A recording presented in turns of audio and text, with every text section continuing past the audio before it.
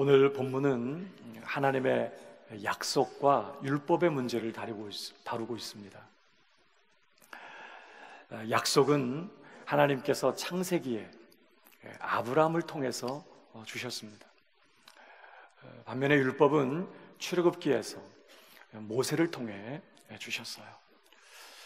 이 약속과 율법을 좀 비교해 본다면, 하나님의 약속은 하나님께서 일방적으로 내가 이것을 주리라, 내가 이것을 하리라 하는 식으로 주어집니다. 반면에 율법은 하나님께서 너는 이것을 하라, 너는 이것을 하지 말라 하는 식으로 주어졌어요. 하나님의 약속은 하나님의 계획과 주권과 은혜를 드러냅니다. 그러나 반면에 율법은 인간의 의무와 책임, 그리고 인간의 행위를 촉구해요. 약속은 우리에게 믿음을 요구합니다. 그러나 율법은 오직 절대적인 순종을 요구해요. 그러면서 순종하면 복을 받고 불순종하면 저주를 받을 것이라고 선언합니다. 여러분, 중요한 것은요, 아브라함을 통해서 약속을 주신 하나님이 모세를 통해서 율법을 주셨다는 거예요. 약속을 주신 그 하나님이 율법을 주셨다는 것입니다. 여러분, 약속을 주신 하나님이 율법을 주신 이유가 뭐죠? 우리는 이 약속과 율법 중에 뭘 붙들어야 합니까? 바로 바울은 이 문제를 오늘 본문에서 다루고 있습니다. 두 가지 사실을 이야기하고 있는데요, 첫 번째는 하나님이 주신 율법이 하나님의 이전 약속을 폐할 수 없다는 거예요. 두 번째는 하나님이 율법을 주신 목적에 대한 설명입니다. 그것이 오늘 우리가 함께 읽은 본문의 내용이에요. 우선 첫 번째로, 율법이 하나님의 약속을 폐할 수 없다는 것입니다. 한번 따라할까요? 율법이 하나님의 약속을 폐할 수 없다. 오늘 15절을 보십시다. 형제들아, 내가 사람의 예대로 말하노니 사람의 언약이라도 정한 후에는 아무도 폐하거나 더하거나 하지 못하느니라. 사람이 한 약속도 한 번 정한 후에는 폐하거나 변경될 수 없다는 것입니다. 그렇다면 신실하신 하나님의 약속은 더더욱 폐하거나 변경될 수 없다는 말씀이죠. 여기서 바울이 말하는 하나님의 약속은 뭘 말할까요? 하나님께서 창세기에 아브라함과 그 자손에게 복을 주시겠다고 약속하셨어요. 그 구체적인 내용에 대해서 창세기 13장 14절은 이렇게 기록하고 있습니다. 보십시다. 롯이 아브라함을 떠난 후에 여호와께서 아브라함에게 이르시되 너는 눈을 들어 너 있는 곳에서 북쪽과 남쪽 그리고 동쪽과 서쪽을 바라보라. 보이는 땅을 내가 너와 네 자손에게 주리니 영원히 이르리라. 지금 하나님께서 아브라함과 그 자손에게 가나안 땅을 기업으로 주시겠다고 약속하고 계세요. 그런데 오늘 이 기업은 단순히 눈에 보이는 가나안 땅만을 의미하지 않는 것이 분명합니다. 왜냐하면 여기 있는 대로 15절, 보이는 땅을 내가 너와 내 자손에게 주리니 영원히 이르리라 그랬어요. 그러니까 눈에 보이는 이 가나안 땅은 영원한 하늘의 기업인 영원한 하나님의 나라를 예표하고 있는 것을 우리가 짐작할 수 있습니다. 그러니까 하나님은 아브라함과 그 자손에게 영원한 하나님의 나라를 기업으로, 복으로 주시겠다고 약속하신 것입니다.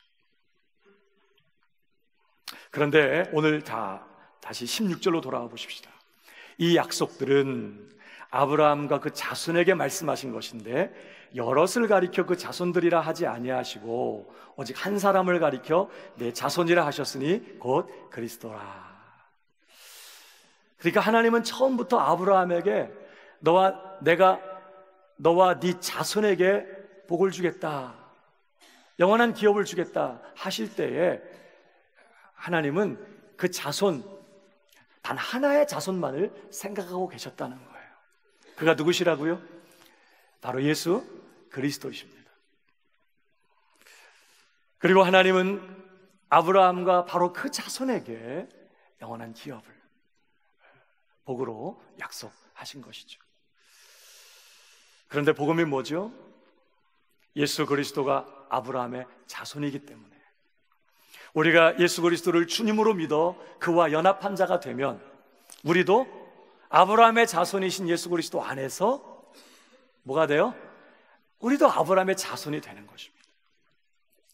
그러면 아브라함과 그 자손에게 약속하신 그 기업과 복도 내 것이 되는 것이죠. 예수 그리스도 안에서. 아멘이십니까? 우리가 지난 주에 잠깐 살펴본 내용입니다. 여러분, 오늘 우리가 다 읽지 않았지만 갈라디아서 3장 26절로 가보십시다. 너희가 다 믿음으로 말미암아 그리스도 예수 안에서 하나님의 아들이 되었으니, 예수 그리스도 안에 있으면 하나님의 아들의 권세도 내 것이 되니까요. 예수 그리스도 안에서 우리도 다 이제 하나님의 아들이 됐다는 것입니다. 누구든지 그리스도와 합하기 위하여 세례를 받은 자는 그리스도로 옷 입었느니라. 너희는 유대인이나 헬라인이나 종이나 자유인이나 남자나 여자나 다 그리스도 예수 안에서 하나이니라. 29절 시작. 너희가 그리스도의 것이면 곧 아브라함의 자손이요 약속대로 유업을 이을지아니라. 아멘이십니까? 너희가 그리스도의 것이면, 다시 말하면 너희가 그리스도에 속한 자라면, 너희가 그리스도 안에 있으면 그 말이에요. 곧 아브라함의 자손이요 약속대로 유업을 이을지아니라. 옆 사람에게 한 번 더 얘기해 주시기 바랍니다. 그리스도 안에서 당신도 약속하신 유업을 이을 자입니다.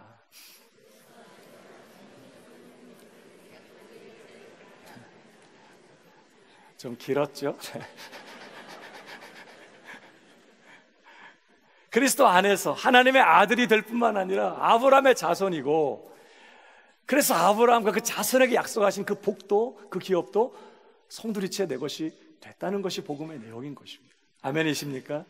그러니까 하나님은 아브라함과 그 자손에게 약속을 주셨고, 자, 그 약속은 예수 그리스도 안에서 이제 믿는 자의 것이 되는데, 중요한 것은 뭐라고요? 그 하나님의 약속을 그 누구도 패하거나 변경시킬 수 없다는 것이에요. 오늘 17절 계속 보십시다. 내가 이것을 말하노니 하나님께서 미리 정하신 언약을 430년 후에 생긴 율법이 폐기하지 못하고 그 약속을 헛되게 하지 못하리라.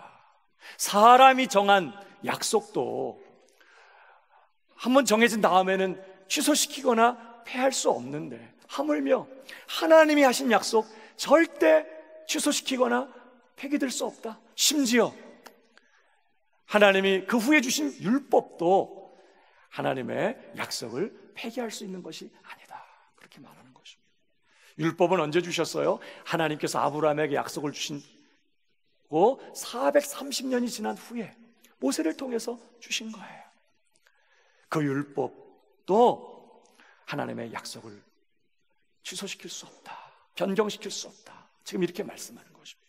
그러면서 18절, 만일 그 유업이 율법에서 난 것이면, 율법을 지켜서 그 유업을 얻는 것이라면 약속에서 난 것이 아니니라. 그러나 하나님이 그 유업을 약속으로 말미암아 아브라함에게 주신 것이라. 그러니까 하나님께서는 처음부터 그 영원한 기업을 아브라함에게 약속으로, 다시 말하면 은혜로 주셨다는 거예요.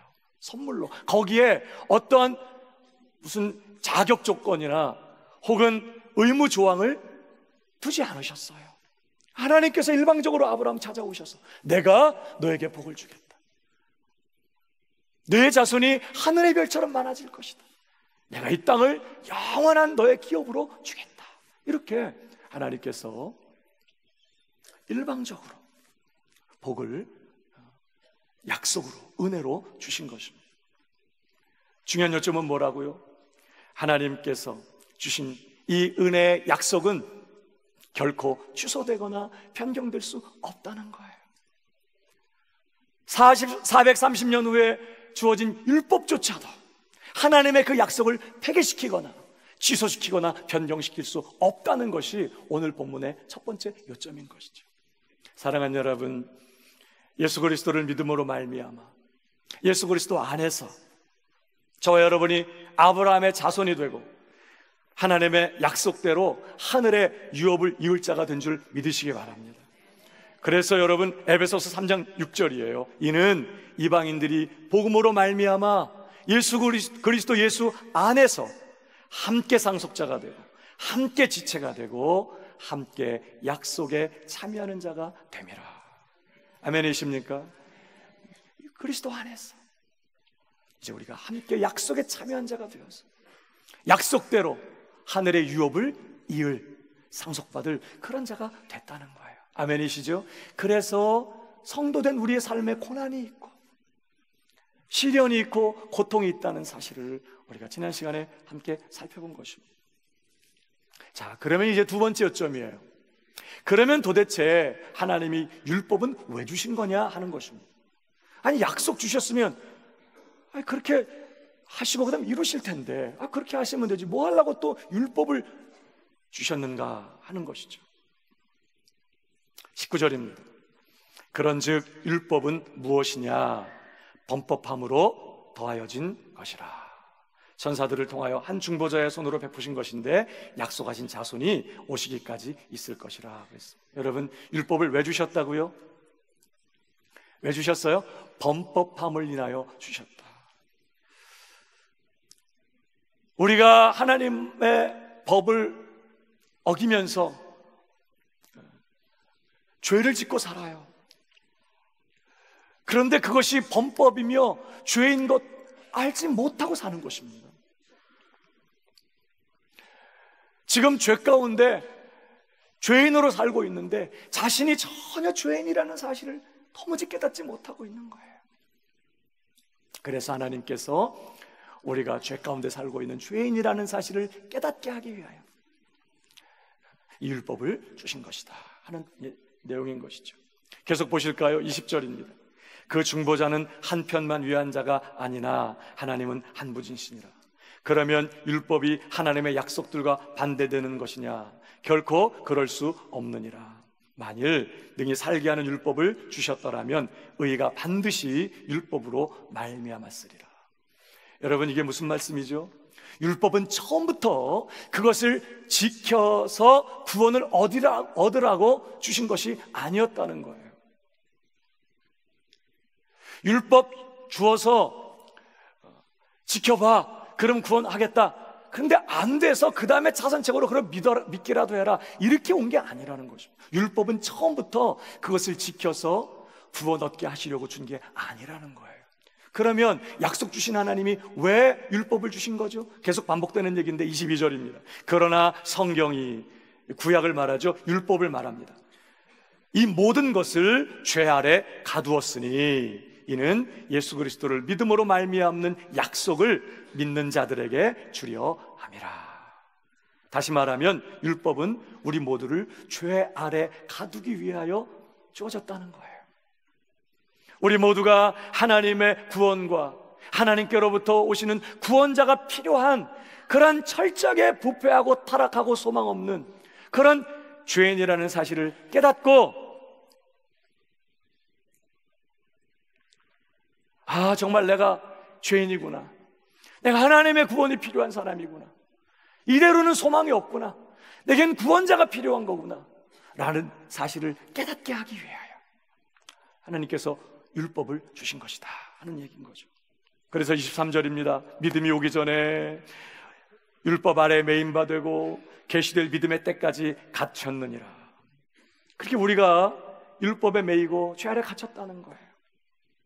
24절, 이같이 율법이 우리를 그리스도께로 인도하는 초등교사가 되어 우리로 하여금 믿음으로 말미암아 의롭다함을 얻게 하려 함이라. 그러니까 율법이 오기 전에는요, 내가 꽤 괜찮은 사람이라고 생각했어요. 늘 주변의 사람들하고 비교해 볼 때 정말 나는 너무 괜찮아, 그렇게 생각한 거예요. 정말 나한테는 전혀 문제 없다고 생각했어요. 저 사람이 이상하고 저 사람이 문제고, 어떻게 내 주변에 있는 사람은 다 하나같이 이상한 사람들만 있고 나는 너무너무 기특하고 괜찮고 그랬다고요.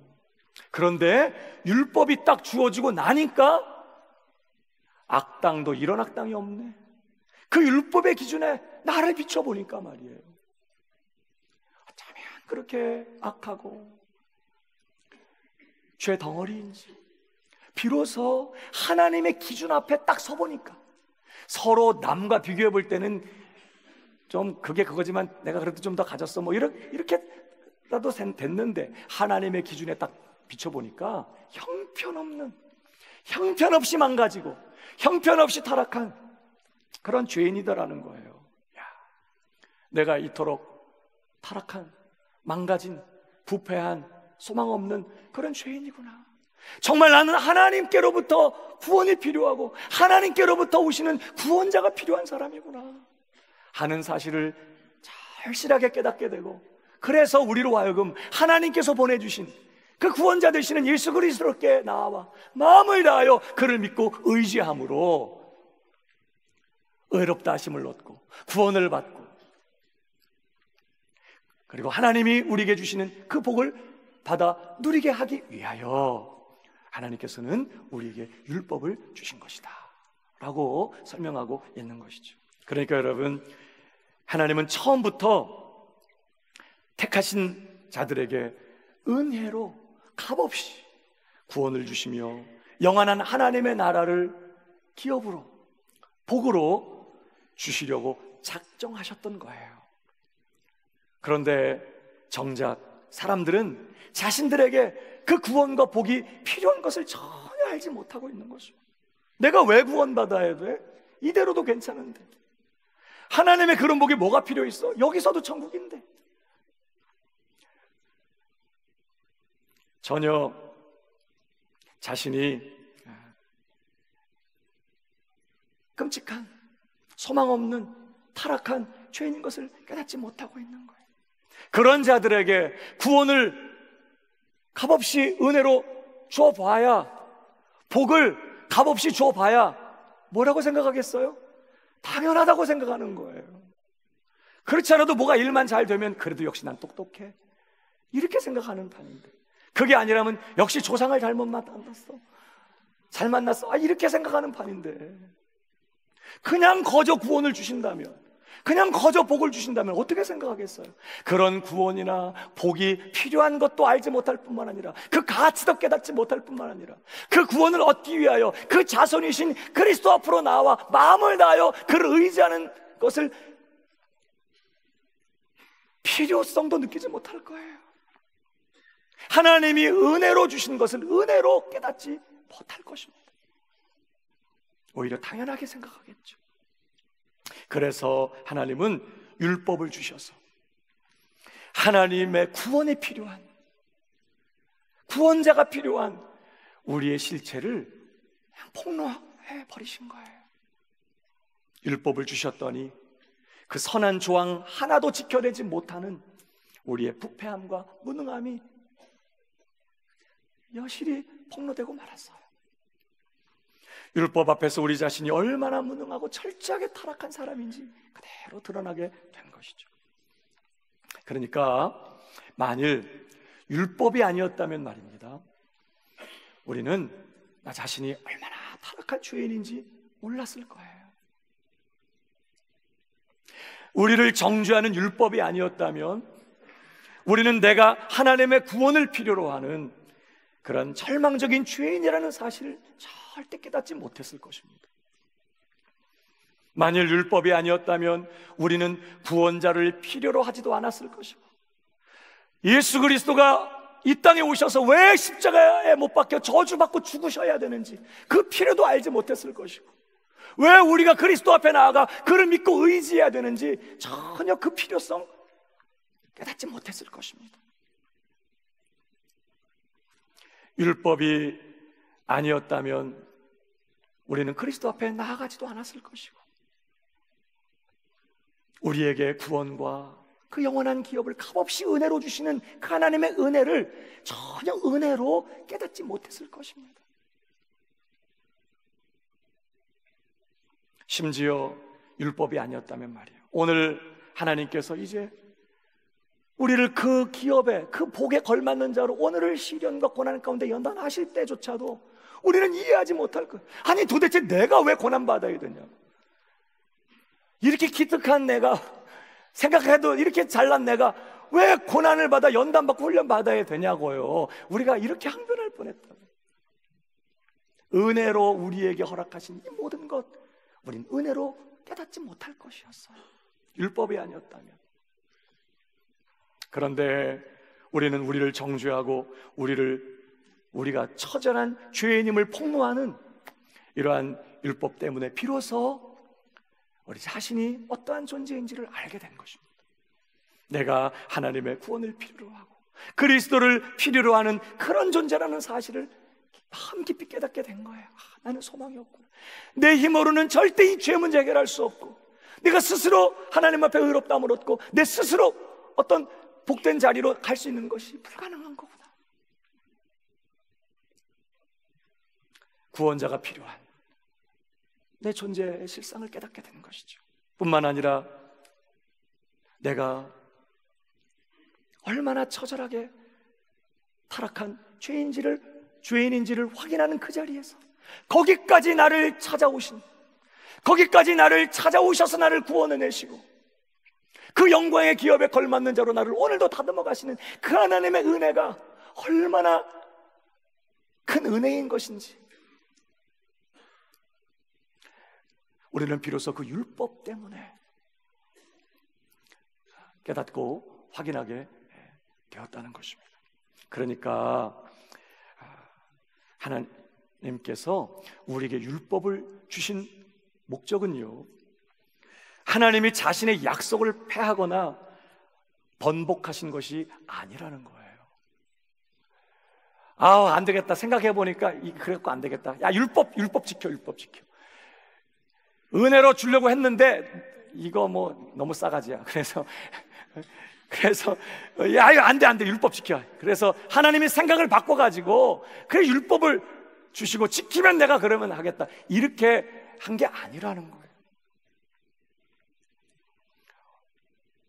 우리가 정말 구원이 필요한 죄인이라는 것을 깨닫게 하셔서 우리로 하여금 스스로를 구원하려는 모든 노력을 포기하고 오직 구원자 되시는 그 자손 예수 그리스도께 나와 마음을 다해서 그를 믿고 의지함으로 의롭다 하심을 얻고 그 안에 있는 구원을 값없이 받고 그 안에 약속된 복을 은혜로 누리게 하기 위하여 하나님께서는 우리에게 율법을 주신 것이다 라는 사실을 오늘 바울은 우리에게 가르쳐주고 있는 것이죠.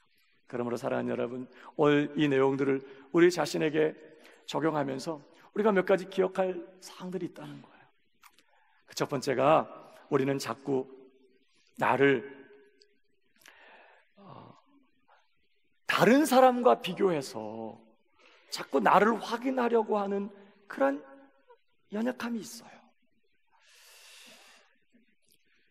우리는 결코 그래서는 안 된다는 것입니다. 나를 확인할 때 남과 비교해서 나를 확인하지 말아야 한다는 거예요. 우리는 자꾸 율법의 기준을 가지고서 말입니다, 자꾸 다른 사람을 판단하고 다른 사람을 재고 다른 사람을 정죄하는 그러한 연약함이 우리 안에 있어요. 도대체 저 사람은 왜 저러는 거야? 저 사람 왜 저렇게 말을 하는 거야? 저 사람 왜 얼굴 표정이 저래? 그러면서 자꾸 내 기준을 가지고, 특별히 율법의 기준을 가지고, 그 잣대를 가지고 자꾸 다른 사람을 판단하고 다른 사람을 정죄하려고 하는 거예요. 그러면서 뭐예요? 은연중에 내가 그 사람보다는 낫지, 이런 확인을 하려고 해요. 그래서 나는 은혜 받을 자격이 있는 사람이지, 자꾸 그렇게 확인하려고 하는 것이, 생각하려고 하는 것이 우리의 연약한 본성이라는 거예요. 여러분, 절대 그건 기독교가 아닙니다. 오히려 우리는 율법 앞에서 남이 아닌 나를 확인해야 돼. 아, 내가 이렇게 소망 없는 죄인이구나. 내가 이렇게 자격 없는 그런 불의한 사람이구나. 나같이 하나님의 은혜를 필요로 하는 사람이 또 어디 있을까? 그런 나에게 하나님이 은혜를 베푸신 거구나. 항상 우리는 율법의 기준 앞에서 나를 돌아보고 나를 확인하고 내가 얼마나 소망 없는 사람이었는지, 내가 얼마나 은혜가 필요한 사람인지 확인하면서 그런 내게 하나님이 은혜 주셨다는 사실을 늘 확인하는 자리에 서 있어야 되는 것이죠. 무엇보다 여러분이 실패하고 넘어지는 자리에서 꼭 확인해야 될 게 무엇입니까? 우리가 죄를 범하고 넘어지고 우리가 못난 짓을 하게 되고 그렇게 우리가 실패하는 그 자리에서 우리가 늘 확인해야 되는 게 뭐예요? 내가 이렇게 자격이 없는 사람이구나. 내가 이렇게 소망이 없는, 이것밖에 안 되는 인간이구나. 그런데 이런 나를 하나님이 사랑하신 거구나. 그래서 난 아니야, 난 가짜인가 봐, 이게 아니라 그런 나를 하나님이 사랑하신 거구나. 그런 나를 하나님이 은혜로 택하시고 은혜로 부르셔서 예수 믿게 하시고 구원받게 하시고 값없이 하나님의 나라를 기업으로 복으로 내게 주신 거구나. 이거밖에 안 되는 나를 하나님의 자녀를 삼으시고 그 영원한 기업을 있게 하기 위하여, 그래서 오늘 내 삶을 부지런히 간섭하고 계시는 거구나. 항상 내 연약함이 드러나고 내 부끄러운 모습이 드러나고 내가 실패하고 넘어지는 자리에서 우리는 항상 이것을 확인해야 된다는 거예요. 이런 나를 하나님이 사랑하시는구나. 사랑하는 여러분, 그래서 말입니다. 성도의 삶은 오직 감사하는 삶이에요. 사실은 감사뿐인 삶입니다. 한번 따라 하십시다. 성도의 삶은 감사뿐인 삶이다. 자격 없는 자인데, 정말 형편없는 죄인인데 구원을 얻기에, 그 어마어마한 복을 받기에 전혀 합당하지 않은 그런 죄인인데 은혜로 값없이 하나님께서 구원을 주시고 복을 주시는 거예요. 그러니까 나 같은 사람이 예수 믿게 된 것 감사하고, 하잘것없는 것 때문에 오늘도 이렇게 쓰러지고 넘어지는 내가 오늘도 신앙생활을 하고 있는 것 감사한 일인 것이죠. 하나님의 은혜가 나를 붙들고 있는 증거니까. 혹시 잘한 것이 있다면, 난 원래 그런 실력 있는 사람이 아닌데 하나님의 도우심과 은혜로 한 것이니 감사하고, 못한 것이 있으면 그게 원래 내 모습인데 그런 못난 나를 하나님이 이렇게 사랑하고 계시니 그래 감사한 것이고, 실패하고 넘어질 때마다 그런 나를 하나님이 사랑하셨고 지금도 변함없이 그런 줄 아시면서도 십자가로 그 사랑 확증해 놓으시고 변함없이 그런 나를 사랑하고 계시니 감사한 것이고, 시련과 고난이 올 때도 자격 없는 나를 그 복에 걸맞는 자로 다듬어내시기 위하여 이 모든 것 허락하시고 이 모든 것 통하여 온전하고 구별하여 조금 더 부족함이 없는 자로 나를 다듬어 가고 계시니 감사한 것이고. 그러니까 여러분, 감사 안 할 게 없는 거예요. 사실 왜 우리가 감사를 못해요? 이미 내게 주신 그 은혜를 바라보지 못하고 값없이 내게 허락하신 그 많은 것들을 바라보지 않고 내게 없는 그것, 남과 늘 비교하면서 저 사람은 갖고 있는데 나한테 없는 그것 때문에 마음이 불편한 거예요. 저 집은 차가 3대야. 우리는 아직도 10년 전에 타던 이 차 하나인데 그래서 마음이 불편하고 감사가 없어요. 순모임 갔더니 순모임한 그 집은 화장실이 3개네. 우리 집은 화장실이 하나라서 아침마다 온 식구들이 전쟁을 치르는데, 그러니까 뭐예요? 자꾸 남과 비교하면서 나게 없는 그것에 주목하다 보니까 결국은 뭐예요?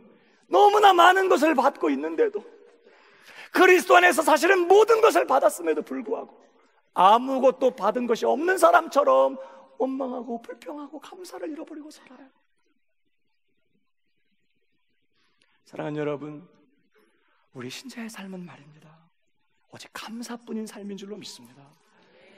나 같은 죄 인살리시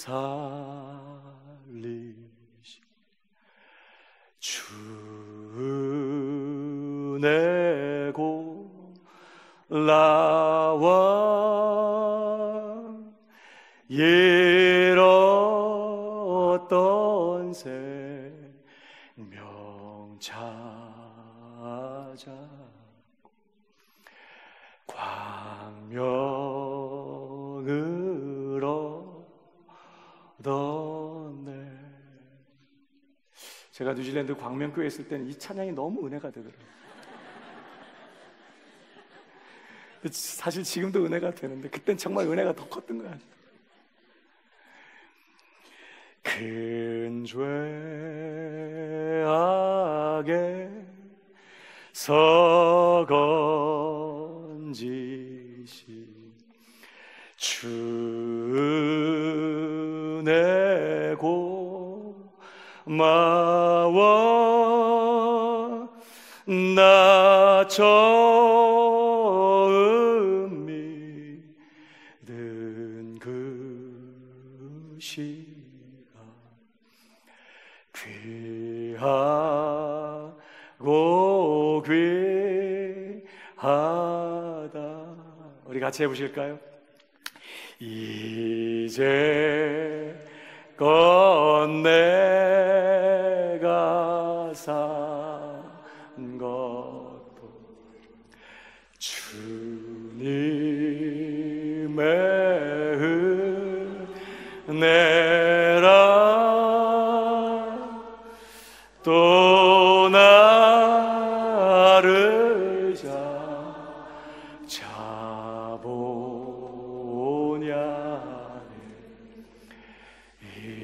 인도해 주시리.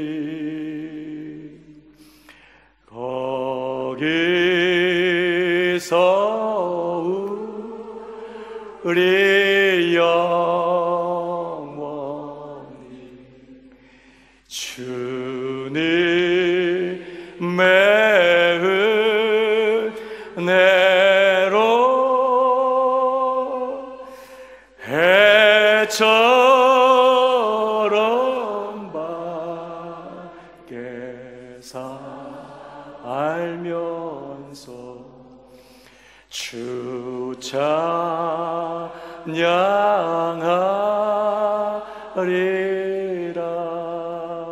한 번 더 해처럼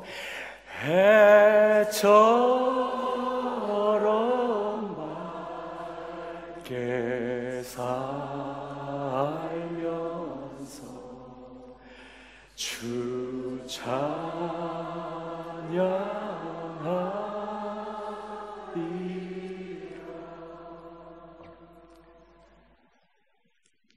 우리 삶에 죄 아닌 것이 없었습니다. 그래서 은혜 아닌 것이 없어요. 처음부터 은혜였고 지금도 은혜이고 앞으로도 은혜일 것입니다. 하나님이 은혜로 주신 것 너무나 귀하고 너무나 많은데 우리가 그 은혜를 은혜로 모르니까 하나님은 율법을 주셔서 얼마나 우리가 사실은 그 은혜에 합당하지 않은 사람이었는지를 드러내시는 것이죠. 그리고 우리에게 허락하신 그 은혜를 은혜로 깨닫게 하기 위하여 하나님은 율법을 주셨어요. 사랑하는 여러분, 앞으로도 하나님이 넉넉한 은혜로 우리의 삶을 채우실 것을 믿으시기 바랍니다. 여러분, 그러므로 신자는요 아무것도 걱정할 필요가 없어요. 우리를 위하여 그 아들도 아낌없이 은혜로 주신 그 하나님이 이 모든 것 은혜로 또한 우리에게 주실 거예요.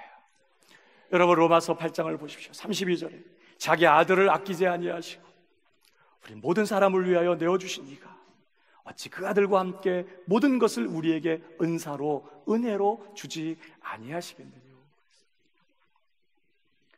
자기 아들마저 아낌없이 은혜로 내어주셨다면 여러분 뭘 더 아끼시겠어요? 하나님은 우리의 유익을 위한 것이라면, 정말 우리를 위한 것이라면 하나님은 그 어떤 것도 아낌없이 은혜로, 은사로, 선물로 주실 것입니다. 심지어 고난과 고통마저도 그것이 정말 내게 필요한 것이라면 하나님은 은혜로 내 삶에 허락하실 거예요. 그래서 우리는 고통의 한복판에서도 하나님의 은혜를 인하여 감사하며 기뻐할 수 있는 것이죠. 여러분, 사도 바울이 말입니다. 그런 사도가 어디 있습니까? 근데 이 사도에게 사탄의 사자가 있었다고, 육체의 가시가 있었다고 고백해요. 우리는 정확하게 그것이 무엇인지는 알지 못해요. 어떤 분들은 안질이 있었을 것이다, 눈병이, 치명적인 눈병이 있었을 것이다. 주님 만날 때 너무 밝은 빛을 보고 비늘이 벗겨진 후에 그는 그런 눈의 질환을 갖고 있었을 것이다. 혹은 그는 간질병을 앓고 있었을 것이다, 이렇게 말하는 분도 있더라고요.